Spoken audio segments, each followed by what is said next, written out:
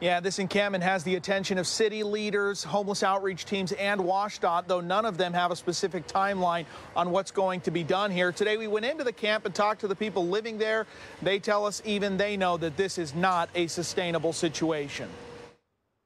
It took us about a week of working all day to haul this stuff up. It's taken about a month of work, but Mark's tiny home has taken shape here in the median between South Lake Union and the I-5 on-ramp. About 99% of the stuff that this house is built with came out of dumpsters. Mark and his wife Kandice say they were tired of being drenched by rain in their tent, so they decided to build their own place. Look at this camp, Mark. Is this a long-term sustainable situation here? No, I don't want this to be a long-term thing. The city doesn't want it here long-term either and says they're working on outreach to the people in the camp to connect them with housing. We don't have a house or a home, unfortunately, right now, and this is the way we know how to survive. This camp has had serious safety concerns. Neighbors told us last week a person from the camp threatens people with a weapon. There have been multiple fires and someone tampered with an electrical box to hardwire electricity into the camp. The city shut that off last week. We're not trying to intrude anything on the highway or be in any kind of unsafe situation. Mark and Kandice say they've lived in different encampments around Seattle. They were trying to get into transitional housing, but say they kept hitting roadblocks before deciding to build this house. They both tell me they know encampments like this aren't sustainable for them or for Seattle. You realize at some point this is all going to have to come to an end? Oh, absolutely. Yeah. Yep. That's all good things must come to an end, but the couple tells me they are ready to give it another try at going through the homeless services and get into transitional housing. They in fact tell me that Seattle police have already come out to their camp and given them information on how to contact the city's reach team, and they say they were told to not get too comfortable here. We'll keep you posted on their journey into housing and also let you know what the plan is if we hear back from officials for this encampment. Reporting live in Seattle, Jeremy Harris, KOMO News. Yeah, Mary, well, that 911 caller did say their ex-boyfriend showed up here, was hiding in the closet, and we're also learning that this was violating a domestic violence court order. And tonight, people we spoke with who also live here and work in the area, they're thankful to feel safe. A gunman surrenders after a standoff with law enforcement agencies that lasted several hours. It all started with a call about a domestic violence situation at the River Trail Apartments. When they got on scene, they were trying to talk to the male half of this incident. He had barricaded or locked the door and would not come out and talk to the officers. Officers were trying to get the gunman to come out the apartment. And then at some point, he just started shooting at them. Officers did return fire.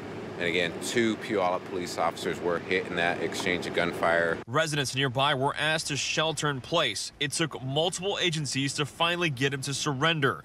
One tells us he saw it happen. We have friends that live there too, and so they were telling us that it was in our building, and that kind of worried me even more. This gym is right across the apartment complex, and many of the residents are members here. The management says after a scary few hours, they're thankful to be safe. Everyone, for the most part, we know is safe, so it's just kind of a surreal moment that, you know, just you're kind of watching news break out right in front of you. And also, authorities here in Pierce County do say the suspect is 37 years old. His hand was injured and was sent to the hospital. Now, he's going to be booked on multiple counts of assault, fire degree, and also violation of domestic violence no contact order once he's released from the hospital. And Puyallup, I'm Hyder, KOMO News. More gun violence plagues the city of Seattle. 2 people shot in the Beacon Hill neighborhood. It happened along 22nd Avenue South. Those 2 men now in the hospital with life-threatening injuries. KOMO's Hannah Knowles joining us now live at that scene on Beacon Hill. Hannah, we spoke to officers at the scene overnight. What's the latest in this development? Good morning. We know 2 people, as you mentioned, in the hospital now with life-threatening injuries. Police responding here after 911 calls started pouring in around 11 o'clock last night. We know a 54-year-old and a 29-year-old are those 2 people in the hospital.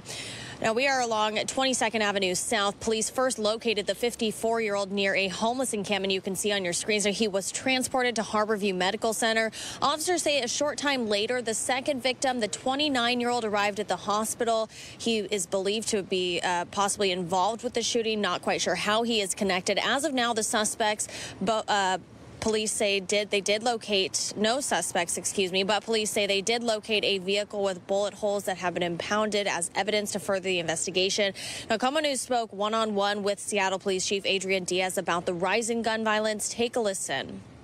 We have a low crime rate, even though we have a major city of 750,000 people. I hate to say we have a low crime rate because to this community, any crime rate that we had, just several years ago feels like it's out of control. The Seattle Police Department investigating 4 homicides already this year, the most recent one just last week in Georgetown, where 2 men were shot and killed.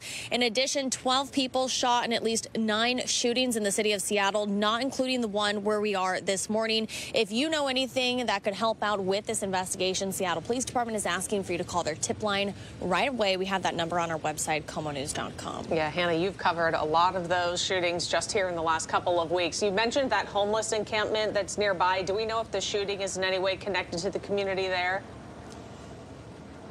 We are hoping to get an answer on that this morning. We did ask police if the men are connected, why they were in the area. They did not know. They say that's part of the investigation, the active investigation. Another question that we're asking is why homicide detectives responded to the scene this morning. As you mentioned, we've been covering a lot of gun violence here in Seattle and other surrounding cities, and we're hoping to get some answers from leaders today. Back to you.